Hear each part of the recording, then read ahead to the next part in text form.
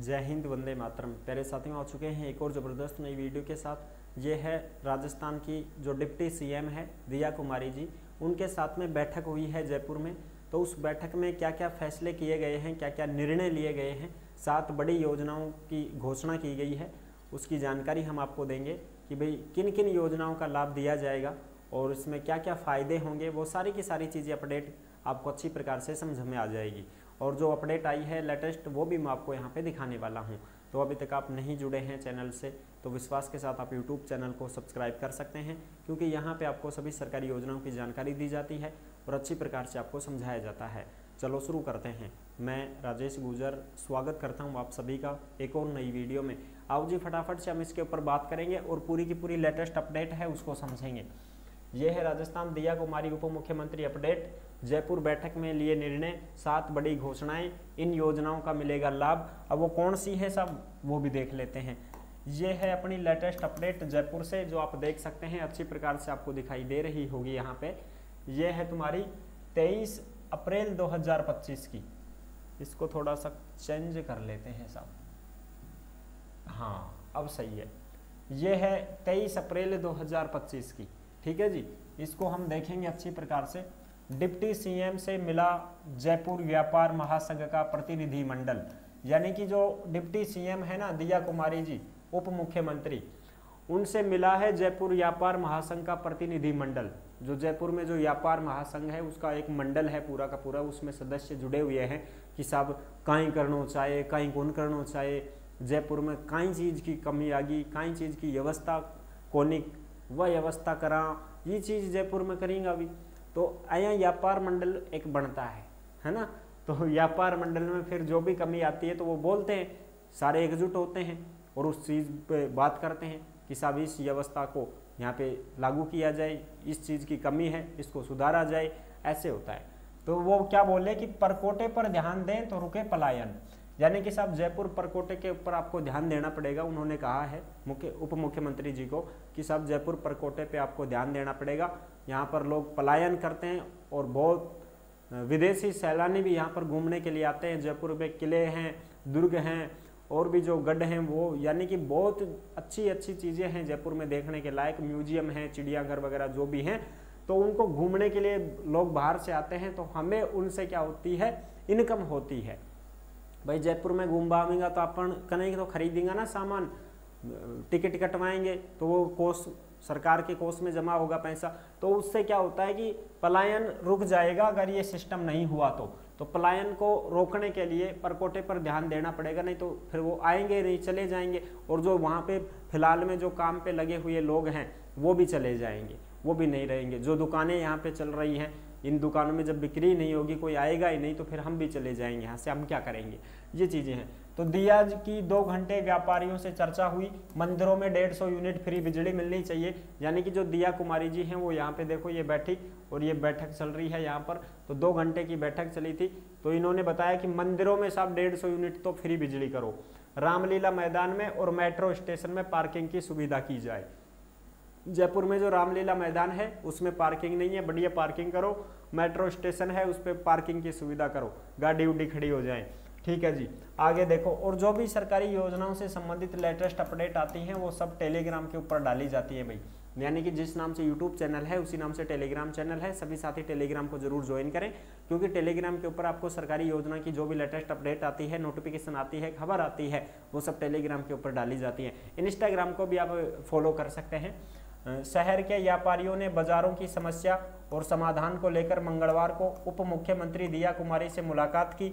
जयपुर व्यापार महासंघ के पदाधिकारियों का प्रतिनिधिमंडल सचिवालय में विस्तार चर्चा करने पहुंचा, यानी कि जो भी समस्याएं होती हैं उनसे संबंधित बात की है इन्होंने सबने। उप मुख्यमंत्री के साथ चली 2 घंटे की चर्चा के दौरान व्यापारियों ने परकोटे के लिए बिल्डिंग बॉयलॉज में संशोधन करने और नीचे दुकान ऊपर मकान की तर्ज पर निर्माण की अनुमति देने की मांग की है कि आप इस प्रकार से करो कि भाई ऊपर तो बिल्डिंग और नीचे दुकानें चलती रहें। परकोटे में पार्किंग का दबाव कम करने के लिए रामलीला मैदान में, बड़ी चौपड़ में, छोटी चौपड़ में, मेट्रो स्टेशन पर पार्किंग की सुविधा शुरू करने को कहा है कि आप पार्किंग सुविधा करो। और जो इसके अलावा परकोटे के जो मंदिर हैं उनमें 150 यूनिट फ्री बिजली देने की मांग करी है कि साहब फ्री बिजली मिलनी चाहिए 150 यूनिट। ठीक है साहब, जो भी परकोटे के मंदिर है ना उन सब में। ठीक है साहब, अब देखो ये है प्रमुख मांगे। अब प्रमुख मांग देख लो कौन कौन सी प्रमुख मांग है। महिलाओं के लिए सभी बाजारों में सुलभ कॉम्प्लेक्स बनाने चाहिए, वो बनेंगे भाई। जो भी महिलाएं हैं, लड़कियां हैं, उनके लिए लैट बाथ की जो सुविधा होती है, वो सुलभ शौचालय होते हैं, वो फ्री में जयपुर में सभी बाजारों में होने चाहिए। ये चीज़ कंप्लीट हो जानी चाहिए, ये करेंगे साहब। दूसरी बात, संपूर्ण शहर में नाइट विजन के सीसीटीवी कैमरे लगाने चाहिए। पूरे जयपुर शहर में सीसीटीवी कैमरे होने चाहिए नाइट वाले, जो रात को भी अच्छी प्रकार से क्लियर दिख सकें। तीसरी बात, ई रिक्शाओं पर नियंत्रण करके ट्रैफिक व्यवस्था में सुधार हो, यानी कि जो ई रिक्शा वाले हैं वो मन मर्जी से पैसे ऐंठ लेते हैं। जो बाहर का यात्री आता है, बाहर के जो सैलानी आते हैं जयपुर घूमने के लिए, उनसे वो अपनी मन मर्जी से पैसे ऐंठते हैं कि हम आपको छोड़ देंगे, 500 रुपये दे दीजिए, 1000 रुपये लगेंगे, फलाने रुपए लगेंगे। तो इसको भी थोड़ा सा नियंत्रण में किया जाए और इनकी जगह यात्रा जो वो इनकी जगह जो ट्रैफिक व्यवस्था है उसमें सुधार किया जाना चाहिए। समझ रहे हो ना, बिल्कुल। यानी कि बसें चलाई जाएं तो हर मिनट में बस चलती रहती हैं, तो उसमें थोड़ा सा आदमी जो है इतना पैसा नहीं लगता है उसका, आराम से वो सफ़र भी कर सकता है। और जो ई रिक्शा वाले हैं ना, ये इन पर थोड़ा नियंत्रण करना चाहिए भाई। ठीक है जी, क्योंकि ये एक फिक्स रेट नहीं रखते हैं, इनकी कोई लिमिट नहीं है, आदमी देख के काम करते हैं सब ये तो। ठीक है जी। बरामदों की मरम्मत और रंग रोगन हो, जो भी बरामदे हैं उनकी मरम्मत होनी चाहिए, रंग रोगन होना चाहिए, क्योंकि जयपुर में बुरा हाल होता है इस प्रकार से। देखो तो जैसे हम जाते हैं एग्जाम वगैरह हो, कोई वैसे काम हो, तो भाई वहाँ तक जाना है, तो अब उसको ऐसे बोलेंगे ना, अरे भैया सिंधी कैंप चलेगा? हाँ चलेंगे सब। कितने पैसे लेगा? 200 रुपये दे।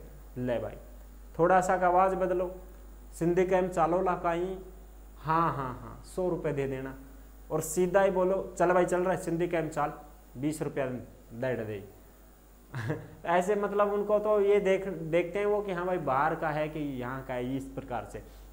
बारिश से पहले जयपुर के ड्रेनेज सिस्टम को दुरुस्त किया जाए, यानी कि बरसात का मौसम है, जुलाई अगस्त में बरसात होती है, तो उससे पहले जयपुर का जो सिस्टम है उसको थोड़ा मैनेजमेंट कर दिया जाए ताकि गंदगी ना हो, पानी वानी ना भरे।